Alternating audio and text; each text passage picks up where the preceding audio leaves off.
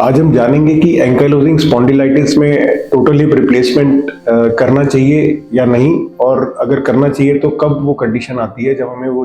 Hip replacement करने की जरूरत पड़ती है। तो एंकाइलोजिंग स्पॉन्डिलाइटिस एक ऐसी बीमारी है जो कि ओरिजिन है इसका जीन्स में हमारे,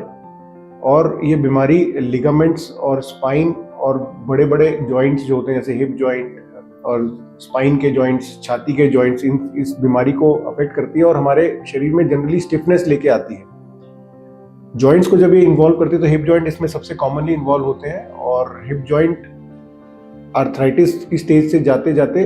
अल्टीमेटली वो फ्यूज हो जाते हैं, जिसको हम हिप फ्यूजन बोलते हैं, जिसमें जोड़ का मूवमेंट पूरी तरीके से खत्म हो जाता है।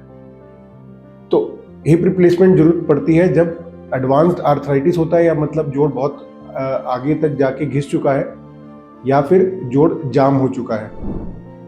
तो इस कंडीशन में पेशेंट के पेन को ठीक करने के लिए, उसकी मोबिलिटी को इम्प्रूव करने के लिए और उसका फंक्शन रिस्टोर करने के लिए हिप जॉइंट एक मिरेकल सर्जरी की तरह साबित होता है, जिससे कि बेड रिडन पेशेंट भी उठ के खड़े होने लग जाते हैं और अपनी एक एक्टिव लाइफ को वापस पा सकते हैं।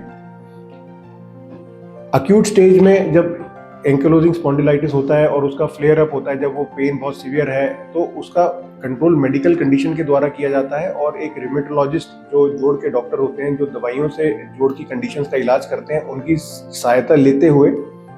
इस प्रोसीजर को स्टेज्ड वे में किया जाता है। फर्स्ट स्टेज में मेडिकल मैनेजमेंट के द्वारा उस अक्यूट फ्लेयर को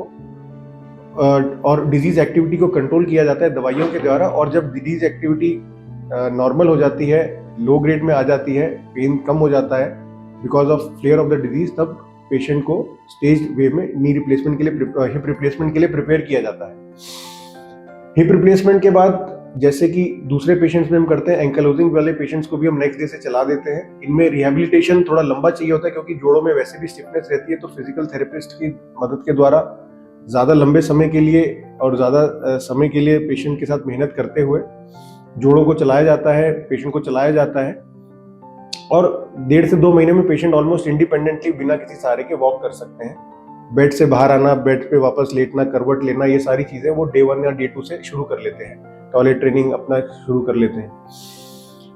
और सक्सेस रेट एंकाइलोजिंग वाले पेशेंट्स में और नॉर्मल पॉपुलेशन में जब हम कंपेयर करते हैं तो ऑलमोस्ट इक्वल पाए जाते हैं। तो ऐसा नहीं है कि एंकाइलोजिंग वाले पेशेंट्स में फेलियर रेट किसी कारण से ज्यादा हो सकता है। कभी कभी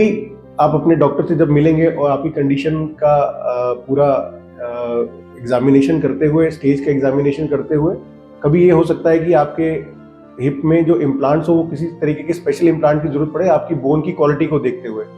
तो ये चीजें डॉक्टर आपको एग्जामिनेशन करने के बाद बता सकते हैं, लेकिन प्राय तौर पे हिप रिप्लेसमेंट के result after ankylosing spondylitis are the same as for other people for the similar indications